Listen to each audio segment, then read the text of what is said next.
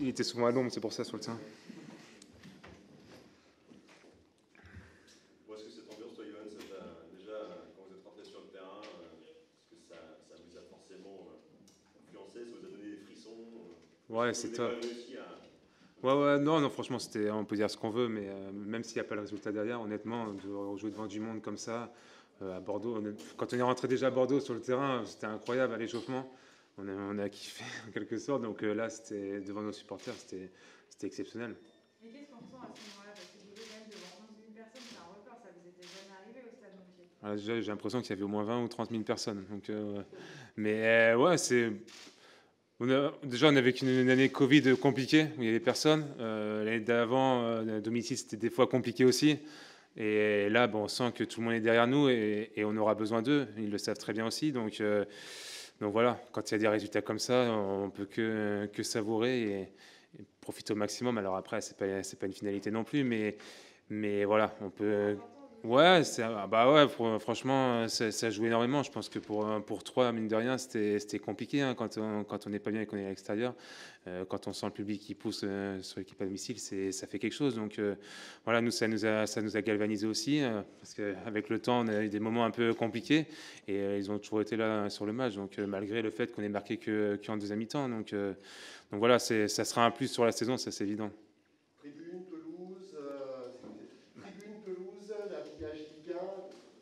Tu as reconnu ton stade au début d'une certaine façon? Est-ce qu'il y a eu besoin de... Déjà, les mecs se sont entraînés cette semaine dessus. Moi, j'ai pas pu parce que ça tiraillait un peu. Et j'ai l'impression que c'était pas le mon pied qu'on a connu, honnêtement. Déjà, jouer sur une pelouse comme ça, c'est rare. Donc, il faut féliciter quand même les jardiniers pour leur travail. Et de jouer autant de monde. Alors, 11 000 personnes au vélodrome, ça fait un peu moins de bruit, mais là, quand c'est plein comme ça, on a l'impression, comme je disais tout à l'heure, où ça fait 30 000. Donc voilà, c'est pour ça que moi je fais du foot, honnêtement. C'est pour prendre du plaisir comme ça. Je l'avais dit contre Bordeaux, même si on a gagné là-bas, il y avait une ambiance fabuleuse. Bah là, c'est pareil. Moi, je suis content que cette période Covid soit enfin terminée pour jouer devant du monde. Alors là, c'est facile à dire, il y a les résultats, mais honnêtement, même s'il y a moins de résultats à un moment donné, c'est un kiff monstrueux.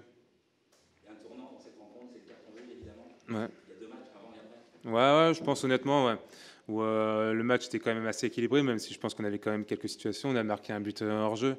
Je pense qu'on avait des situations, mais ils auraient pu nous mettre plus en danger, honnêtement. Je pense que s'il n'y a pas ce carton rouge sur l'ensemble du match, ça aurait été plus compliqué, honnêtement. Ouais.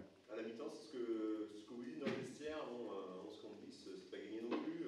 Sur quoi il fallait insister Ouais, de toute manière, on sait très bien qu'en Ligue 1, même à 11 contre 10, les équipes auront des occasions, des situations. Et je pense qu'on a très bien géré la deuxième mi-temps. On ne s'est pas livré non plus. Ils ont 0 situation. Donc ça, c'est une très bonne chose.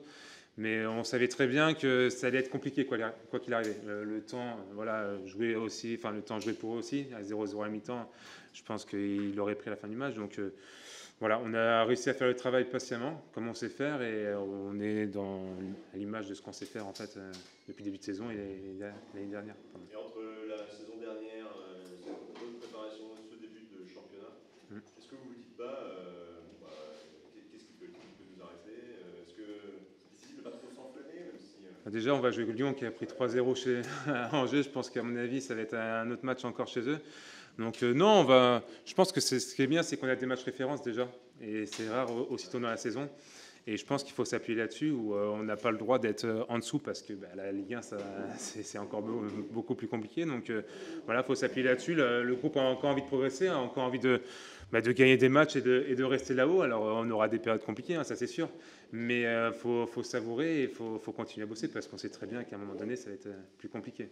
Vous n'avez pas pris de but non plus en 2 matchs en Ligue 1, ça aussi c'est important. Très important. Quand on a vu nos matchs de préparation, on apprenait à chaque match, et là, c'est complètement l'inverse. Donc, ouais. Et puis je pense que surtout, on est solide. Honnêtement, à Bordeaux, il y a eu une seule occasion sur tout le match. Vraiment, là, j'ai pas trop le souvenir en première mi-temps où il y a 2-3 situations, mais en deuxième mi-temps, il n'y a rien du tout. Donc, honnêtement, on est vraiment solide. Et c'est comme l'année dernière où, à partir du moment où on a le ballon, on n'est pas trop en danger non plus. Donc, voilà, on fait ce qu'on sait faire en fait, au bout du compte. Pardon.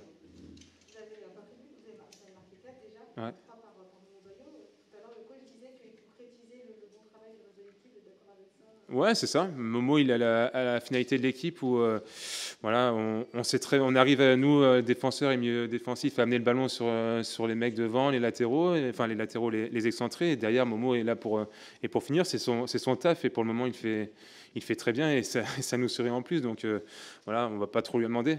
Il y aura des périodes, comme je disais tout à l'heure, il y aura des périodes peut-être un peu moins bonnes où on marquera moins, mais il faut en profiter parce que c'est un super joueur. Vous êtes étonné comme ça de le voir s'adapter aussi, on va dire facilement à la Ligue 1, de marquer comme il a marqué?